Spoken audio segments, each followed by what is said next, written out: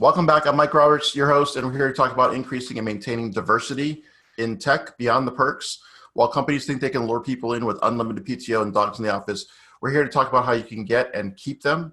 SnackWalls is powered by San Diego Code School, a social enterprise committed to developing tech equity through our groundbreaking apprenticeship program, backed by a profitable tech services company. Our business model is bringing diversity into development by putting early career software engineers on appropriate level projects with our oversight, providing companies with quality software services at a significant cost savings.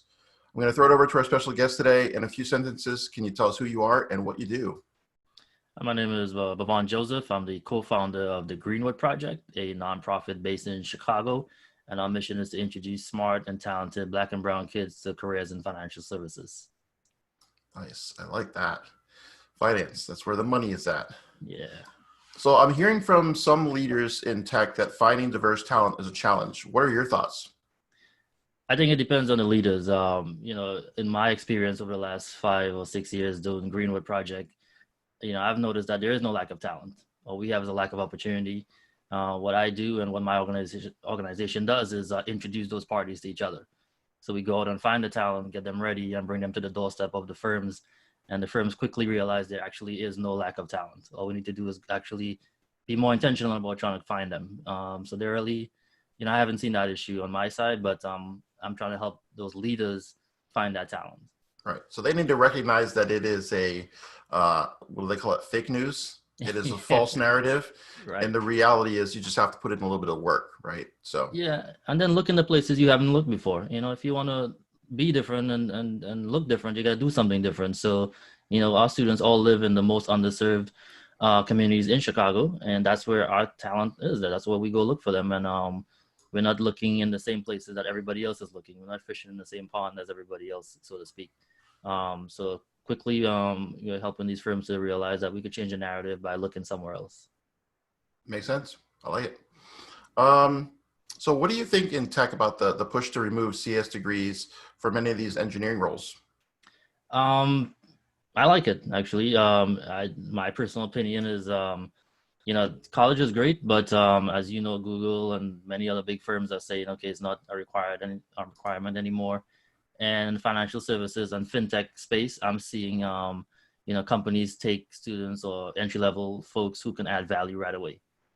So I think we will see a big shift in the future as far as like standardized, like college, higher ed, where we have to connect the real world more with the classroom, or just put students in the real world. And internships, apprenticeships, right? Great way to do that. In my work, we put college students to work every summer. And I think 80% of them have gone on to full-time roles in fintech and financial services in multiple cities. And what these companies saw was that if we give young people a chance, they can come in, learn our culture, learn the way we do things. I mean, you're grooming a future employee pretty much for summers in a row, and then you're ready to start. So I think there will be a big shift. And, again, I have no problem with that. I love the fact that, I encourage our kids to go to school and go to college.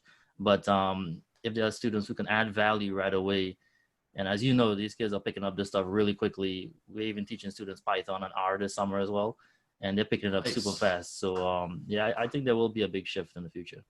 I like that. So I guess the next question is going to be a softball. Do you think that apprenticeship patterns work for tech roles? I think they do. For example, during the summer, we have technology folks, professionals coming and work with our high school and college students, and they actually take them to the offices as well. They actually learn to code along with their employees who are learning Python as well.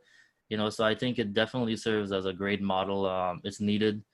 I mean, we always tell young people, sorry, we can't hire you, you have no experience. But how am I supposed to get experience if you don't give me a chance, right? So I think the apprenticeship model and internship model is needed, not just in tech, but everywhere. We got to give young people a chance. We got to empower them to actually come into the office or do it virtually in this new world. And with proper mentorship and training, they can get it done. They can get up to speed really quickly. No, I agree. Big advocate. So I love that you're a fan as well. So what advice would you share with companies that are looking to retain diverse staff? So it's one thing to get them in the door. It's another thing to keep them and keep them happy. Yeah, definitely. And, that kind of goes to the point of there really is no pipeline. So in Chicago, for example, there's a saying that Black and brown folks only go from firm to firm, up and down LaSalle Street, which is like the equivalent to the Wall Street here. But they don't feel welcome. So some of our students who've gone on to full-time roles, entry-level roles, reach out to me and say, hey, I'm at this predominantly white firm, and I don't feel comfortable. I don't feel welcome. They're not celebrating, like Black History Month. They're not doing anything about Black Lives Matter, and we have to like coach them through that. So, firms have to, it's one thing to open the door, and a lot of them open the door in this moment that the country is going through. But I tell them like diversity is one thing, inclusion is something else, So, let's help these folks feel like there's a equal path towards upward mobility for everybody, right? Not whoever is at a firm and doesn't look like them, but yeah, we need to make folks feel welcome. Employee resource groups, I think, is a big thing that needs to be like amplified. And right now I've seen a lot of employee resource groups, their hands are tied. So limited budget, not much say. It's just something that the firm does for PR or whatever, but they have to be empowered. They have to have a seat at the table at the diversity committee level and all that stuff. And, so I'm seeing a lot of that change right now, where folks I know at different firms are reaching out and say, hey, we have a big budget now. We have like big sponsorship from the CEO and managing directors, and they're really getting to control the narrative and the conversation now. And employee resource groups are the first people I reach out to when I talk to firms. So I think, that's going to be a big part of how do you help folks stay. And a lot of organizations don't empower those employee resource groups to partner with organizations like Greenwood, right? So they'll partner with the big name, Red Cross and all these folks, which is easy, write a check, we're done, right? There's no work.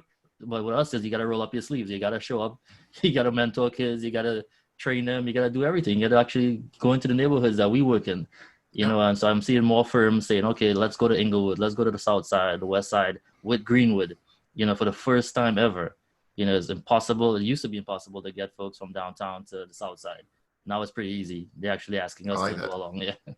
I like that. Well, and it's because, again, you're identifying the value, right? That this is untapped talent, that they're missing these opportunities. And so once it starts making business sense, then I think it's like you've greased the skids and now it's just about following through. But back to the beginning part, I definitely see the value in that, having those employee resources groups and having the ability to have a support infrastructure inside your organization so that it's not just a lot of this and it's like some real mechanisms to sustain when you've worked so hard to bring them into the organization. Yeah, when we partner with a company, and a lot of companies reach out to us, and we don't partner with everybody, and we tell them, listen, if you open the door for a young person from Greenwood, once they get in there, you got to put your arms around them. Like, that's just the way we function. Because keep in mind, the students we're going after, they're not starting from the same place as their white counterparts in different cities, right? So we got to make up that difference. That's what Greenwood does. But once they get into the firm, the employee resource group, Black and brown, Hispanic, whatever it is, they gotta just wrap their arms around them and make them feel welcome. They have to have somebody at that firm they feel they can go to, to ask a question that they might not feel comfortable asking somebody else. So the inclusion part is gonna start with this. It includes pipeline because you got new talent coming in. And for them to stay and grow, they gotta feel welcome and included, Absolutely. So can you give me, who's somebody like yourself that you'd like to acknowledge as a leader, somebody that might be a guest on a podcast like this? This is a time for you to, give a shout out to somebody that you're impressed by. Yeah, definitely. So one gentleman that's recently found out about Greenwood and wants to get really involved with Mr. John Rogers, from Ariel Investments here. And you might know him. His co-CEO is Melody Hobson. Right, they sit on multiple boards like Starbucks, Nike, New York Times, McDonald's. So he has actually some family ties to Greenwood in Tulsa, Oklahoma, the original Black Wall Street, what Greenwood is named after. And he found out about us recently. He's just been like somebody that I admired for a long time for his being a champion for diversity and being very intentional. So he's sits on many boards, but when he walks into these boardrooms, and he looks around and he doesn't see many people look like him, like he actually says something about it. There you go. Yes. And you gotta speak up. Yeah, you got to speak up. And he says, don't be afraid to speak up. He just did a virtual career talk last week with our students. And that was his message. He's like, it's one thing to get into these firms and you get the door open for you, but keep it open.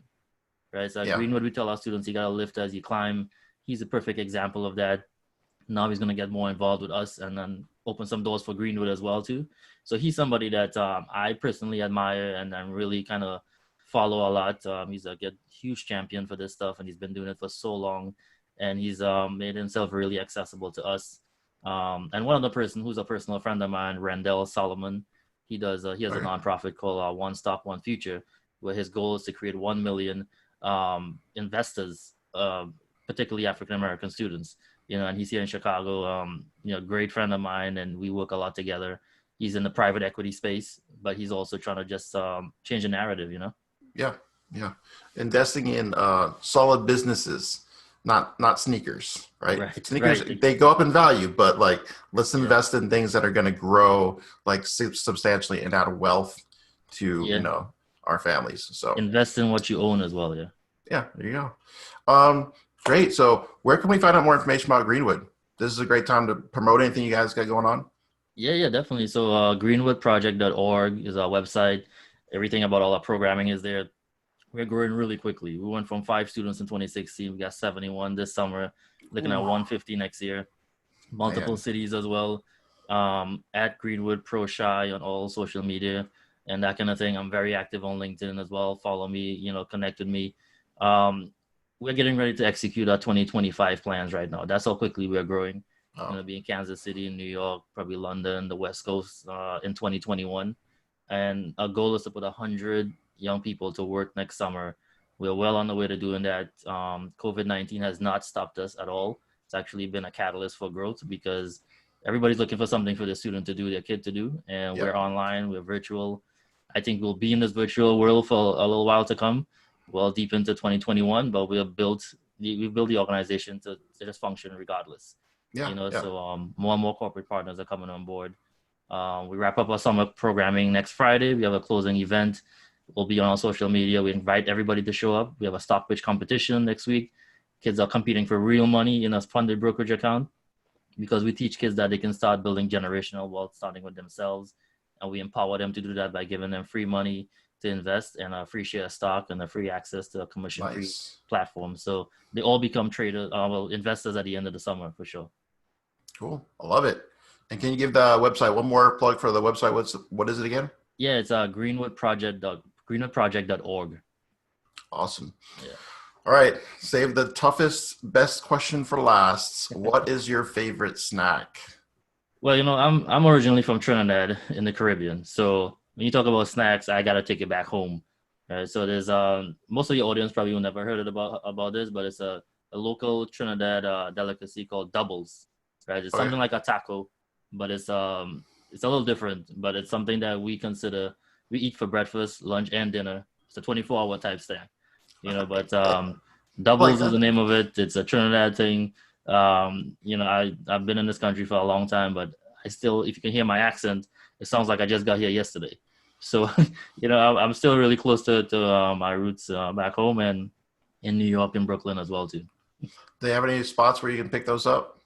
Not in Chicago, man. That's the problem. And this coronavirus has really shut down my travel to New York. So I used to go back to New York, Brooklyn, load up, come back to Chicago. I'm sure out there. Originally from Boston, so I know there's lots of folks from the islands out in Boston and New York. So yeah. So I'm kind of like fiending right now for some Trinidad food, but hopefully we can make it to New York soon and get all that done. Yeah, absolutely. It's coming. We're gonna beat this Rona thing, and then it's gonna be game on because it's really the only thing that's holding down the economy, right? It's just the health. Everything else just be back to normal as soon as we can get this, global pandemic under control. So. Yeah, and that's really evident in the fact that so many firms are like committing to us for the next 5 years. Yeah. Right? So my conversation with companies right now is not let's partner for one summer. It's let's partner for 5 years, and they're all signing up like crazy. Like we've recruited about 25 or 30 new firms in just the last month alone. That's awesome. And we'll probably have another like 20 or 30 come on board before the end of the year.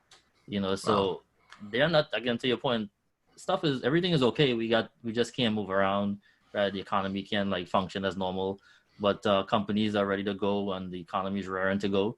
And they're opening up their doors for our young people, 2021 and beyond, I love it. This is the future. This is the future of work. We're remote and we have people that are traditionally underrepresented coming in and making a big change in these areas, which is, I think, phenomenal. So thanks again for coming on the show. I appreciate it. This has been awesome. Thanks a lot for having me. I appreciate it. Yeah.